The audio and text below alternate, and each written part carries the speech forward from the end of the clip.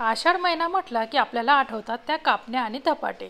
प्रत्येक मराठी घरातनं कापण्या तळण्याचा वास येतो आणि धपाट्यांचा सुगंध येतो आणि बाहेर पडणारा रिमझिम पाऊस आणि कापण्या आणि धपाटे याचं कॉम्बिनेशन म्हणजे हा खरा आषाढ महिन्याचा आनंद आहे बरं का।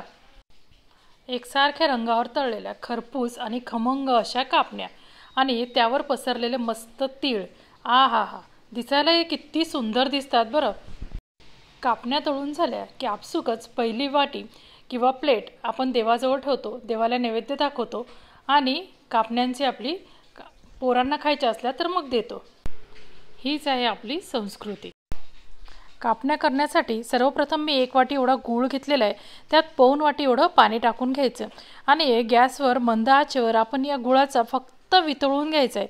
आपल्याला पाक वगैरे तयार करायचा नाही, फक्त गूळ वितळला की गॅस बंद करायचा आणि हे गुळाचं पाणी एका पातेल्यात किंवा भांड्यात काढून घ्यायचं। त्यानंतर ते थोडंसं थंड होऊ द्यायचं। थोडं थंड झालं की त्या 2 वाट्या एवढं गव्हाचं पीठ ॲड करायचं आणि 2 ते 3 चमचे किंवा पाव वाटी एवढं तुम्ही बेसन पीठ ॲड करा, म्हणजे आपल्या कापण्या खूप छान होतात, खुसखुशीत होतात। बेसन पिठाऐवजी तुम्ही ज्वारीचं पीठही वापरू शकता। त्यात थोडीशी सुंठ पावडर आणि थोडीशी सोपची पावडर टाकायची, थोडेसे तीळ टाकायचे आणि गरम कडकडीत करून तेलाचं मोहन टाकायचं आणि हे चमच्याने मिक्स करा बरं का। हाताला चटका लागू शकतो, हाताने मिक्स करू नका।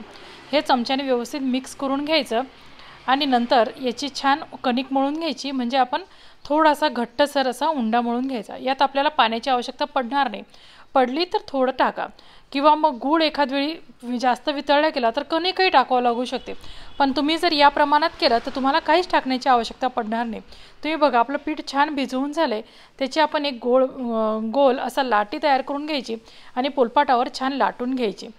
छान व्यवस्थित एकसारखी लाटून घ्या। एकसारखी लाटल्या नाही गेली तर जशी आली तशी लाटून घ्या आणि त्यानंतर तुम्ही कशाने त्याला गोल आकार देऊ शकता। ही एवढी जाड ठेवायची, जास्त जाडही नाही आणि जास्त पातळी नाही करायची, म्हणजे कापण्या अशा खुसखुशीत होतात। आणि कापण्या एकसारख्या अशा कट करून घ्यायच्या। तोपर्यंत आपण एका कढईत तेल गरम करायला ठेवलं आहे। कापण्यांसाठी तेल पहिल्यांदा गरम करून घ्यायचं, म्हणजे जास्त कडक करायचं नाही, थोडंसं कोमटसर करून घ्यायचं आणि गॅस बारीक करायचा। मीडियम टू लो फ्लेम करा आणि कापण्या आपण त्याच्यावर खरपूस रंगावर तांबूस होईपर्यंत तळून घ्यायच्या, म्हणजे आपल्या कापण्या आतपर्यंत छान खमंग अशा तळल्या जातात आणि छान खुसखुशीतही होतात, कडक अजिबात होत नाहीत। आता आपण कापण्या तळून घेऊ। गॅसची आच मंद केलेली आहे। थोड्याशा कापण्या टाकण्यात झाल्या की आपण मीडियम फ्लेम करायची आणि कापण्या व्यवस्थित तळून घ्यायच्या। थोड्याशा पलटून आपण कापण्या तळून घ्यायच्या, म्हणजे एक बाजू त्याची तळणं झाली की ती बाजू पलटून घ्यायची आणि कापण्या तशाच आपण दुसरी पोळी पण लाटून घेऊ आणि कापण्या तळून घेऊ। तोपर्यंत ह्या कापण्या तळून झाल्या, डिशमध्ये काढून घेऊ। कापण्या थोड्याशा नरम वाटतायत, पण थंड झाले की ह्या आपोआपच कडक होतील आणि खूप खुसखुशीत पण होतील। ह्या कापण्या काढून घेऊ आणि परत दुसरी आपली बॅच तयार आहे ती आपण त्यात टाकू।